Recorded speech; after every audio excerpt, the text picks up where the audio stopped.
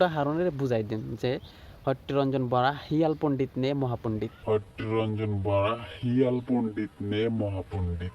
আসসালামু আলাইকুম dear friends, আশা কৰোঁ সকলোৱে ভালে আছে আৰু মই বহুত ভালে আছোঁ, কাৰণ বৰ্তমান চলি আছে ৰমজান মাহ, পবিত্ৰ মাহ। চ' ডিয়াৰ ফ্ৰেণ্ডছ, এই ৰমজান মাহটো হ'ল এনেকুৱা মাহ যে আপুনি গোটেই বছৰটোত বেয়া কাম কৰিছে, পাপ কৰিছে, আল্লাহৰ পথত চলা নাই। চ' এই মাহটোত আপুনি যদি আল্লাহৰ নিয়ম অনুযায়ী, আল্লাহৰ কথাত বা আল্লাহৰ গাইডলাইন অনুযায়ী যদি আপুনি এইটো মাহ পাৰ কৰিব পাৰে, তেনেহ'লে হয়তো আপোনাৰ গোটেই জীৱনৰ পাপ ক্ষমা হ'ব পাৰে। যদি আপুনি মনৰ পৰা ক্ষমা প্ৰাৰ্থনা কৰিছে বা হয়তো কৰিব, মনৰ পৰা ক্ষমা প্ৰাৰ্থনা কৰিলে, ৰোজা ৰাখি বা হয়তো 5 ওয়াক্ত নামাজ পঢ়ি, এইটো মাহত তাৰাবি চাৰাবি পঢ়ি যদি আপুনি আল্লাহৰ ওচৰত ক্ষমা প্ৰাৰ্থনা কৰে, তেহে হয়তো হ'ব পাৰে আপুনি গোটেই জীৱনটোৰ পাপ মোচন হ'ব পাৰে।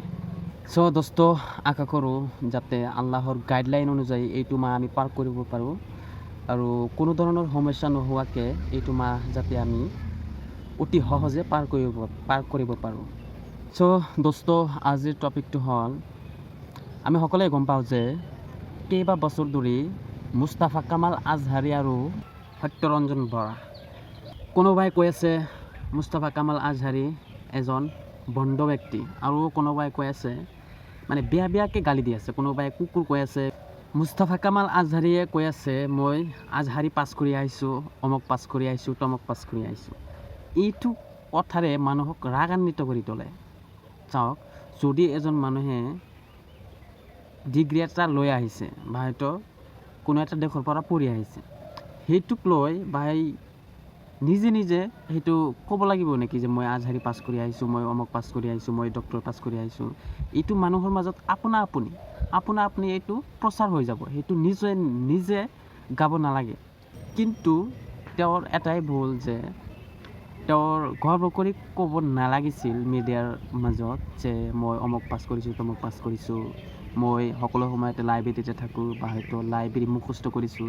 এইবোৰ কথা কি? এইবোৰ কথা হ'ল এটা মনৰ পৰা অহংকাৰৰ এটা ভাৱ। কোনো এজন মানুহে যদি ডাঙৰ এখন ভুল কৰিছে, সেই ভুলটোক লৈ যদি সমালোচনা কৰা হয়, তেতিয়া গম পাব লাগিব যে যিয়ে সমালোচনা কৰি আছে, সেই সমালোচনা কৰাৰ দ্বাৰা তাৰ মূৰ্খতা প্ৰকাশ পাই আছে। যদি এজন মানুহে ভুল কৰিছে, তেনেহ'লে তেওঁক বা তাইক গালি দিলে সেই ভুলটো কেতিয়াও শুধৰণি নহ'ব।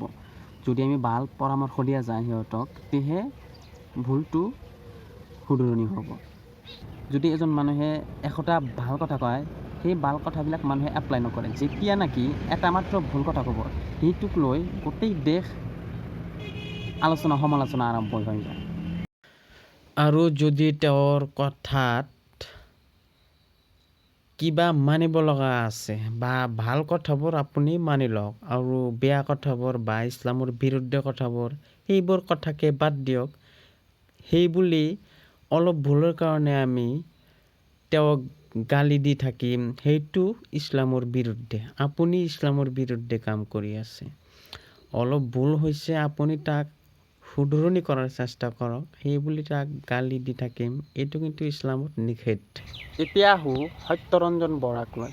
চাওক, সত্যৰঞ্জন বৰা তেওঁ এজন হ'ব পাৰে জ্ঞানী ব্যক্তি, কিন্তু তেওঁ ইছলামৰ বিৰুদ্ধে বা হয়তো কোৰাণৰ বিৰুদ্ধে যিবিলাক কথা কয়, তেওঁৰ যিটো মুছলিম পাৰ্চন বা ইছলামক লৈ যিটো মনোভাৱ, মোৰ মতে তেওঁৰ চকুত মুছলিম ধৰ্মটো চকুৰ কুটা যেন লাগে তেওঁৰ মতে।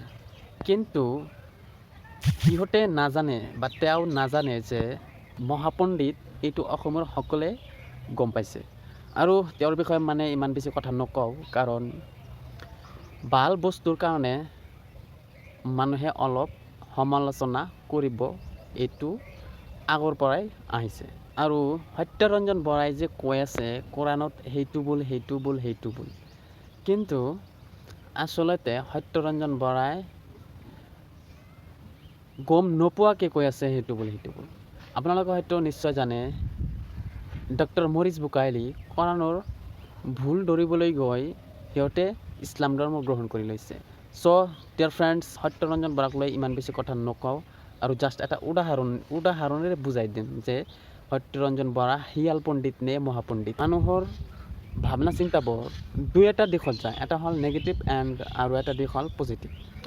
এই দুয়োটা দিশতে মানুহে ভাৱনা চিন্তা কৰি যিকোনো এটা ডিচিশ্যন লয় বা হয়তো এটা ছাইডৰ ওপৰত কাম কৰি থাকে। সিহঁতৰ হয়তো মানুহে নেগেটিভটো ডিচাইড কৰি ল'ব বা হয়তো পজিটিভটো ডিচাইড কৰি ল'ব। চাওক, এতিয়া ফৰ এক্সাম্পলত আহোঁ, এটা চেণ্ডেল কোম্পানীয়ে এজন মেনেজাৰক পঠাই দিলে এটা গাঁৱলৈ, পুৰণা এটা গাঁৱলৈ, যে আপুনি তাতে চেণ্ডেল জোতা লৈ যাওক, তাতে আপুনি বিক্ৰী কৰিব। চ' মেনেজাৰটো আহি সেই গাঁৱটোত আহি সি দেখা পালে যে গাঁৱৰ কোনো মানুহে চেণ্ডেল পিন্ধা নাই। সি লগে লগে ছাৰক কল কৰিলে যে এইখন গাঁৱত কোনো মানুহে চেণ্ডেল পিন্ধা নাই, ইয়াত চেণ্ডেল বিক্ৰী কৰা নাযাব। কৈ দিলে যে আপুনি উভতি আহক। তেওঁ লগে লগে উভতি আহিল আৰু নেক্সট কেইদিনমান পিছত আৰু এজন মেনেজাৰক পঠাই দিলে যে সেইটো গাঁৱত যাওক, আপুনি চেণ্ডেল বিক্ৰী কৰক, তাতে চেণ্ডেল জোতা বিক্ৰী কৰক।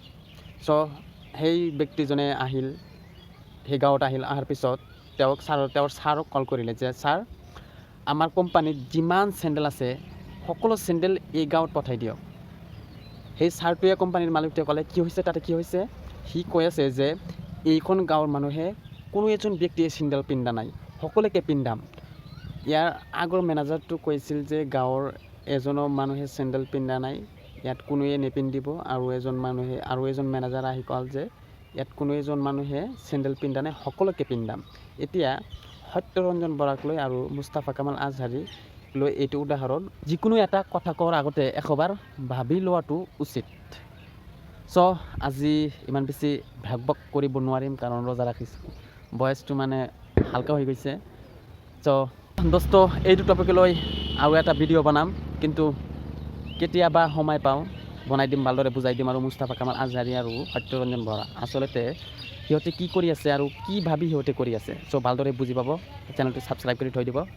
ত' আমাৰ গাঁৱৰ লগৰীয়াসকলে ক্ৰিকেট খেলি আছে সিফালে, চ' এবাৰ দেখাম আৰু চাৰিওফালে দৃশ্য অকণমান দেখাম, তাৰপিছত ভিডিঅ'টো সমাপ্ত কৰিম। চ' কোনো ধৰণৰ সমস্যা নোহোৱাকৈ ৰমজান মাহটো পাৰ কৰক আৰু দোৱা কৰিব সকলো মুছলমানসকলৰ বাবে। চ' থেংক ইউ ফৰ ৱাচিং মাই ভিডিঅ' বাই।